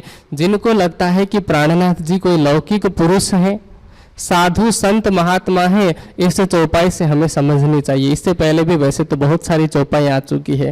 कहते हैं समझदार को इशारा काफी होता है, यहाँ तो इशारा क्या पूरी चौपाई बताई जा रही है, फिर भी समझ में नहीं आ रही है। तो हम सब समझ जाएं। कहते हैं तीन में सिरदार अक्षरातीत, देख अपना ठौर सुख पाए। अब अपनी जगह को देखा कि यही हमारी वो जगह होने वाली है, यही हमारा स्थायी स्थान बनने वाला है। जब तक जागनी का ब्रह्मांड रहेगा तब तक जागनी ब्रह्मांड के मूल मिलावे के रूप में यही स्थान रहेगा। और इस विषय में हम सब सुंदर साथ एक भजन गाया करते हैं कि शिव शंकर कह गए उमा से, ऐसा कलयुग आएगा, विंध्याचल पर्वत के ऊपर सुंदर धाम सुहाएगा। धर्म ग्रंथों में पहले से ही प्रमाण लिखे गए कि पद्मावती केन शरदे विंध्य पृष्ठे विराजिता, इंद्रावती नाम सा देवी भविष्यति कलौ युगे। पद्मावती और किलकिला नदी के, पद्मावती किलकिला नदी हो गई और केन नदी, इन दोनों नदी के बीच में जो स्थान है, जिसको आज हम पन्ना के रूप में जानते हैं अथवा पद्मावतीपुरी धाम के रूप में जाते हैं, विंध्याचल पर्वत के पृष्ठ पर वह स्थान होगा। और उस स्थान में इंद्रावती नाम की देवी, क्योंकि इंद्रावती के अंदर ही अक्षरातीत विराजमान होकर के लीला कर रहे हैं, उनको ही अक्षरातीत की शोभा मिली हुई है। तो पहले से ये बातें धर्म ग्रंथों में लिखी गई थी। तो इस तरह से अक्षरातीत वहां पर पधारे हैं, अपने स्थान को देखा और अत्यंत सुख हुआ। अब वहां पर उन्होंने डेरा डाला। तो जैसे ही किलकिया नदी के किनार पर ठहरे हैं तो वहाँ के पास के जो आदिवासी लोग थे, जिनको गौड़ कहा गया है, उन लोगों ने देखा कि ये इतने सारे लोग आकर के ठहरे हुए, और नदियों के किनारे साधु ठहरते थे नदियों के पानी को, क्योंकि पहले तो नदियों का पानी स्वच्छ हुआ करता था, पीने योग्य। आज भी आप जाएंगे तो हरिद्वार से ऊपर गंगा के पानी को पिया जा सकता है। उसके बाद फिर धीरे धीरे वो कहते हैं ना, राम तेरी गंगा मैली हो गई, तो मैली होती गई है। लेकिन प्राचीन काल में नदियाँ स्वच्छ थी, तो सामान्य रूप से साधु संत नदियों के किनारे इसीलिए ठहरते थे। तो उन लोगों ने सोचा कि इतने सारे लोग आकर के डेरा जमा रहे हैं और नए लोग हैं, इनको शायद किलकिला नदी के विषय में पता नहीं, पद्मावती नदी के विषय में पता नहीं, तो हम जा कर के बताते हैं, क्योंकि इस नदी का अगर कोई जल पिएंगे तो क्या होगा, परिणाम घातक होगा, ये तो विषैली नदी है। लोग कहते थे, एक किंवदंती प्रचलित थी उस समय कि किलकिला नदी के ऊपर से अगर कोई पंछी, एक चिड़िया भी अगर उड़ते हुए गुजर जाए तो नदी के विष का प्रभाव इतना था कि ऊपर उड़ता हुआ पंछी भी उस विष के प्रभाव से मर जाता था। ये कहावत उस समय प्रचलित थी। तो उन गौड़ लोगों ने दौड़ते हुए आए और उन्होंने कहा, कहते हैं, या नदी को जल न पीजियो, या कि पिए जाए प्राण व्याध। इस नदी का अगर पानी पिएंगे तो आपके प्राण पखेरु उड़ सकते हैं, आपकी जान चली जा सकती है, क्योंकि ये बहुत विषैली है। एक कथा आती है पौराणिक कि लक्ष्मी जी को श्राप मिला था कि तुम जा करके, तुम नदी बन करके पृथ्वीलोक पे जाओगी।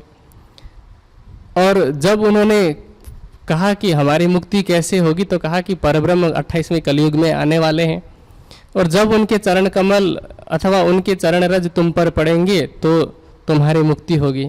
तो लक्ष्मी जी ने इस पद्मावती का रूप धारण किया, क्यों पद्मा कहते हैं लक्ष्मी को, पद्मा मतलब कमला, कमला कहते हैं लक्ष्मी जी को। तो लक्ष्मी जी के नाम से ही पद्मावती नाम पड़ा है किलकिला नदी का।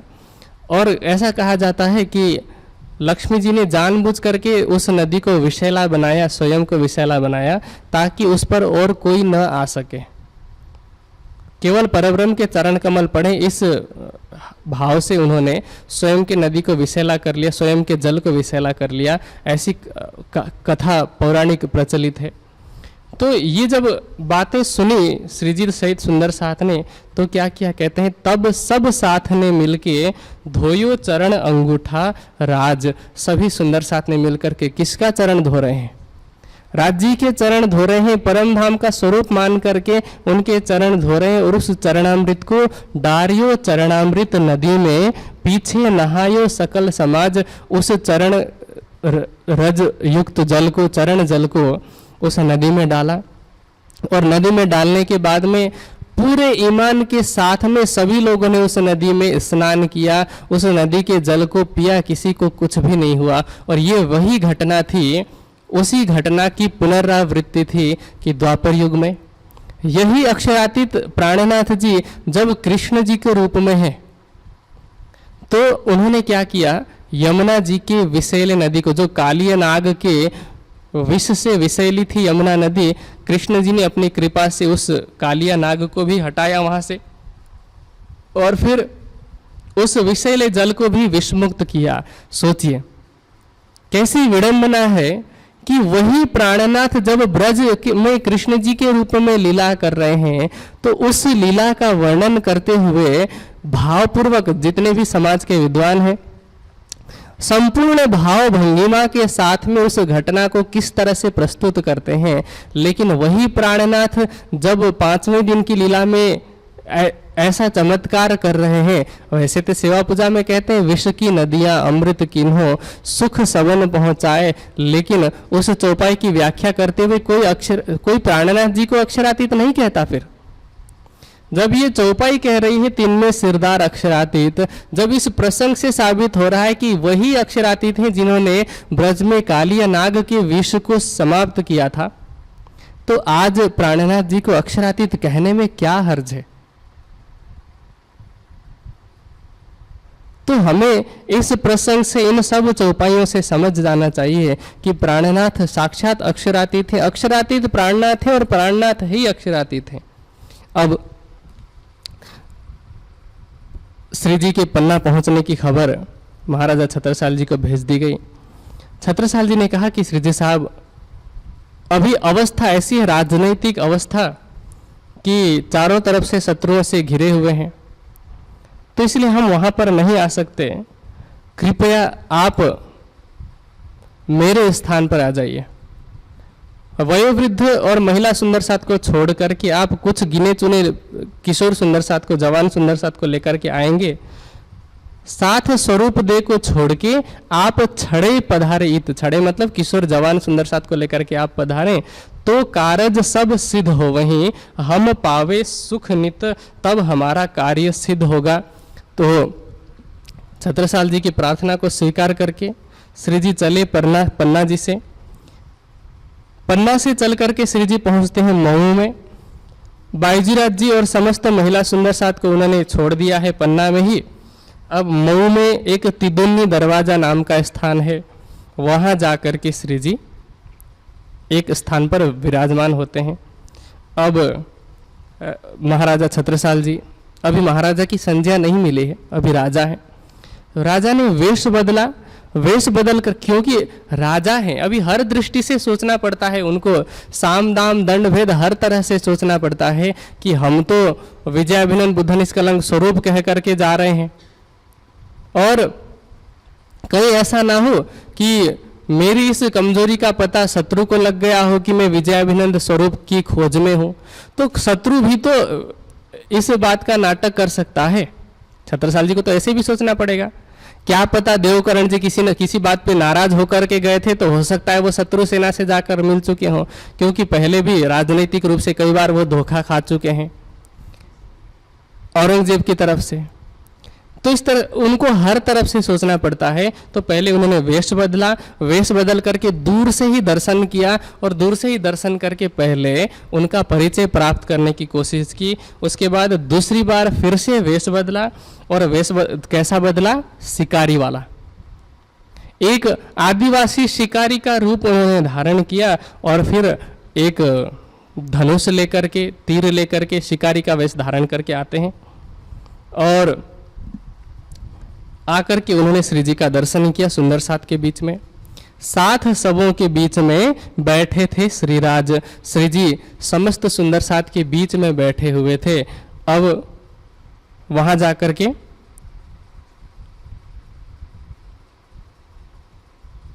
छत्रसाल जी खड़े हो जाते हैं। और कैसे खड़े होते हैं कि एक शिकारी व्यक्ति मूर्ख की तरह होता है, पढ़ा लिखा जैसा दिखता नहीं, तो एक अनजान अज्ञानी व्यक्ति बन करके वे खड़े हो गए, और फिर दूर से ही उन्होंने कहा, एक नमस्कार किया। कहते हैं, तहाँ जाए ठाड़े भये तरह मूढ़ की ल्याए, कही बाबा जू राम राम।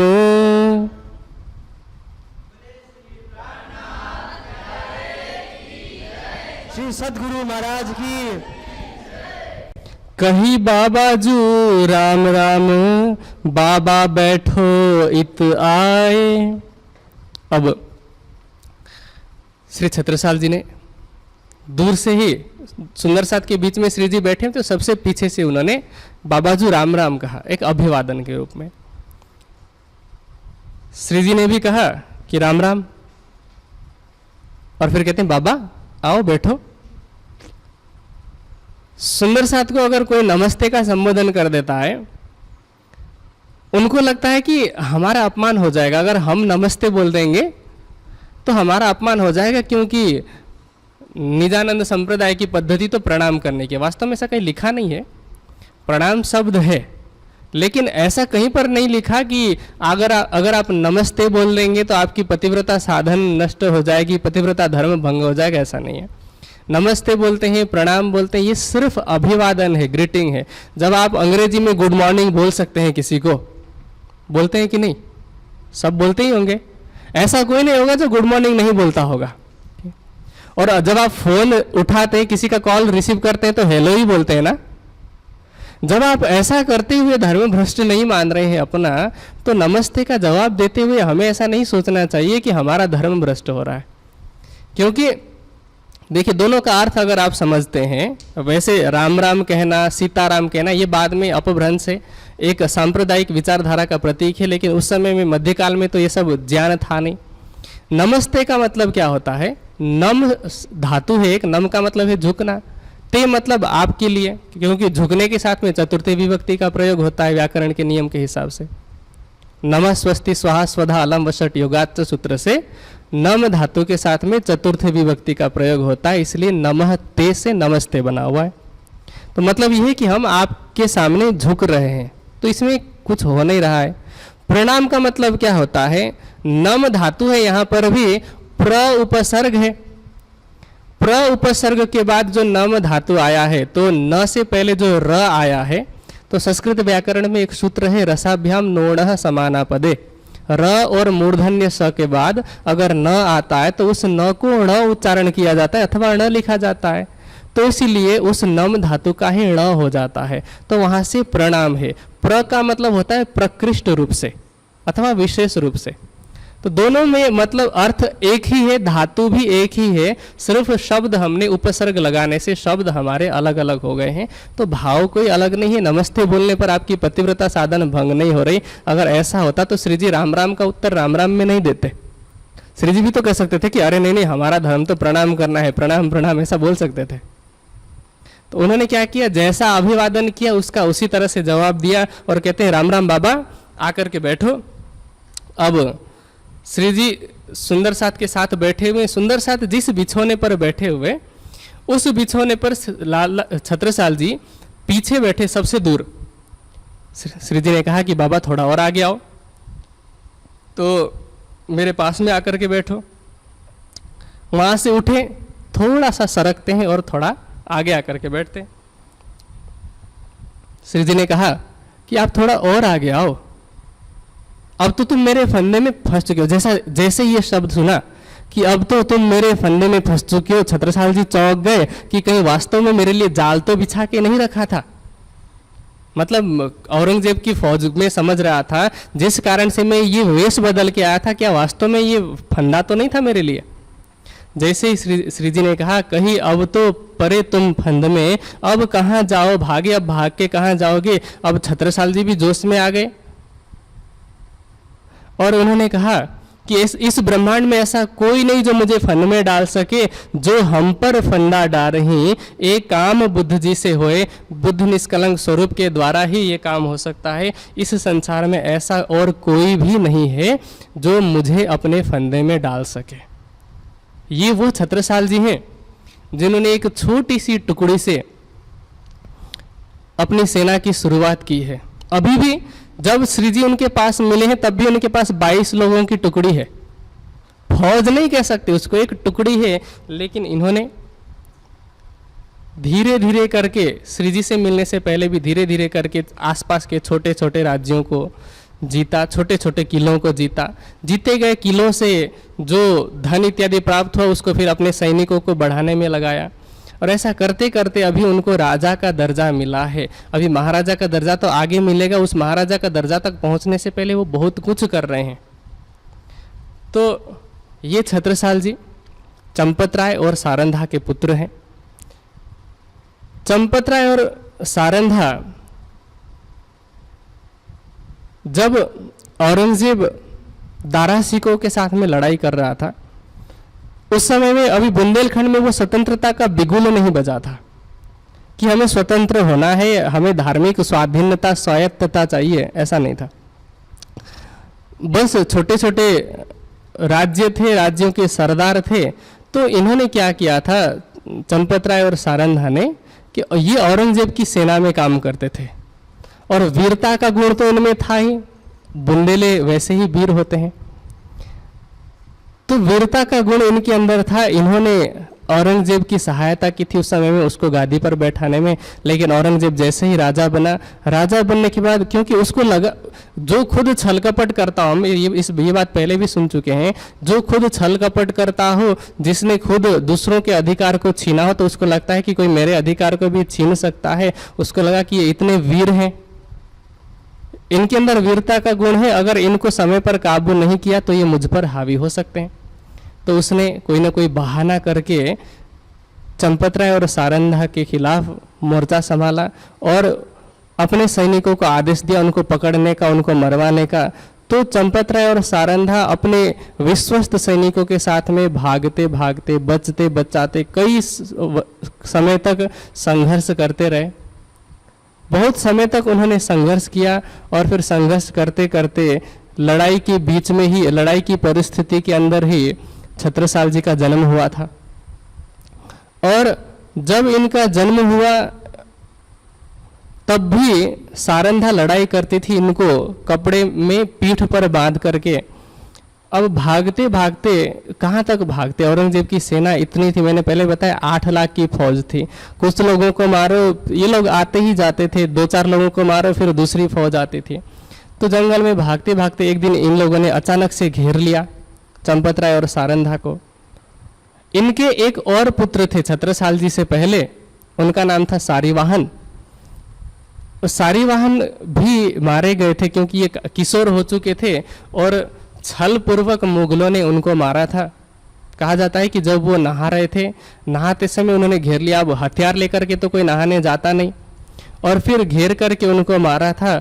और ऐसा बताया जाता है कि इन्होंने सपने में दर्शन देकर के सारीवाहन ने कहा था कि माँ, मैं दोबारा तुम्हारे ही पुत्र के रूप में जन्म लेने वाला हूँ। और कहते हैं कि वही जीव, सारीवाहन का जीव ही छत्रसाल जी के रूप में जन्म लिया था। तो ये जब बहुत छोटे थे, शिशु ही थे, उस समय में मुगलों ने हमला किया। अब इनको संभालने का अवसर भी नहीं मिला और लड़ाई करते करते ये युद्ध के मैदान में ही एक किसी तरफ पड़े हुए हैं और उसी युद्ध में चंपत राय और सारंधा मारे जाते हैं। और ये किसी तरह से परमात्मा की कृपा है, क्योंकि परमधाम की ब्रह्म सृष्टि ने उस तन में लीला करना है। ये किसी तरह से बच गए। और बाद में बल्दीवान जी, कुछ लोग उनको कहते हैं कि ये छत्रसाल जी के चचेरे भाई थे, वास्तव में वे छत्रसाल जी के चाचा थे। तो चाचा बल्दीवान जी ने इनका पालन पोषण किया था और इनको युद्ध कला, राजनीति इत्यादि में उन्होंने पारंगत किया था अपने तरफ से। तो ये वो छत्रसाल जी हैं। अब इन्होंने कहा कि ये काम तो बुद्ध जी से ही हो सकता है, हम पर फंदा डालने का, और हम उनके चाकर हैं और पिछले 12 वर्षों से उनके छाप की मुहर लिए फिर रहे हैं। तो श्री जी ने कहा कि जिस छाप की मुद्रा आप लिए फिर रहे हो, एक श्री जी जिस बिछौने पर बैठे हुए थे उस बिछौने का कोना उठा करके दिखाया कि कहीं आप ऐसे ही मुहर की बात तो नहीं कर रहे हैं। छत्रसाल जी ने देखा कि वहाँ पर तो बहुत सारी मुहरें थी, बहुत सारी मुद्राएं थी और सारे एक ही जैसे, जैसा छत्रसाल जी के पास था वैसे ही अब उनको पहचान हो गई। पहले ज्ञान से पहचान हुई थी श्री लालदास जी और उत्तम दास जी के माध्यम से, भागवत के प्रमाणों से। अब इस चमत्कारिक घटना से भी श्री जी के स्वरूप की पहचान हो गई। और फिर जाकर के अपने महल में गए और अपने महल में ये जो दिन में घटना हुई थी ये सारी घटना उन्होंने दोहराई। और फिर कहते हैं, अंदर जाए के एक ही जिन्हें करना होए दीदार, जिसको भी दर्शन करना है अपने महल में जाकर के कहा कि जिन्हें करना होए दीदार सो सब ही कीजियो आया परवरदिगार। कौन आया? वह परमात्मा जिसकी प्रतीक्षा इस संसार के समस्त प्राणी कर रहे थे। जितने साधु संत महात्माओं ने पहले युगों युगों से तपस्या करके परब्रह्म के साथ लीला करने की चाहना रखी थी, इच्छा व्यक्त की थी, जिनके विषय में वाणी का कथन है कि सतवादी नाम केते लेऊं कई हुए तरन तारन, सत न छोड़िया कई दुख सहे सो यादिन के कारण। प्रहलाद युधिष्ठिर वसुदेव बलि रुकमांगद हरिश्चंद्र सगाल दधीची मोरध्वज कसनी कर छुटे आफंद। तो ये जितने महापुरुष हुए, जितने तपस्वी सत्यवादी हुए, ये सब चाहते थे उस परब्रह्म का दीदार करना कि 28वें कलयुग में अगर परब्रह्म आएंगे तो हमें भी उस समय में मानव जन्म प्राप्त हो। वह परब्रह्म आए हैं, वह परवरदिगार आए हैं। छत्रसाल जी ने जाके कहा कि सो सब ही कीजियो आया परवरदिगार, परब्रह्म आ चुके हैं, जिनको भी दर्शन करना हो जाकर के कर सकते हैं। अब तो आकर के प्रत्येक कुछ चौपाइयों के बाद में ऐसी बहुत सारी चौपाइयाँ मिलने वाली है जिनमें श्री जी को अक्षरातीत के रूप में दर्शाया गया है। यहाँ नदी किलकिला तीर पे उस चौपाई से, और इस चौपाई के द्वारा प्रत्येक चौपाई में श्री प्राणनाथ जी को अक्षरातीत कह करके वर्णन किया है। छत्रसाल जी स्वयं उनकी पहचान करके कह रहे हैं आया परवरदिगार। अब छत्रसाल जी को तो पहचान हुई है। अब किस तरह से श्री जी का आशीर्वाद प्राप्त करने के बाद औरंगजेब की सेना से कैसे वो लड़ाई लेते हैं, किस तरह से उनके साथ के जो टुकड़ी के लोग होते हैं किस चमत्कार के द्वारा श्री जी की कैसी पहचान करते हैं। फिर आज सबको पता है कि पन्ना की धरती हीरा उगलती है ना। पन्ना की धरती में आज भी हीरे निकलते हैं, वो श्री जी साहब के चरणों के प्रताप से है, उनकी कृपा से। तो पन्ना की धरती हीरा कैसे उगलने लगी थी। फिर श्री जी को चोपड़ा की हवेली में ले जाकर के पधराया था, वहाँ पर उन्होंने आरती की थी। तो आरती करते हुए उन्होंने श्री जी की क्या पहचान की, ये सारी चर्चा को सुनेंगे हम कल। अब समय पूरा होता है। इस चौपाई को सभी सुंदर साथ दोहराएंगे और इस चौपाई को दोहराते हुए ये जो चौथा चरण है, तीसरा और जो चौथा चरण है, इसके भाव को सभी याद रखेंगे कि श्री प्राणनाथ जी कोई लौकिक व्यक्तित्व नहीं है। अब समय पूरा होता है, चौपाई दोहराइए। अंदर जाए के एक ही जिन्हें करना होए दीदार, सो सब ही कीजियो आया परवर दिगार, आया परवर दिगार। बोलो श्री प्राणनाथ पे, बोलो श्री सद्गुरु महाराज।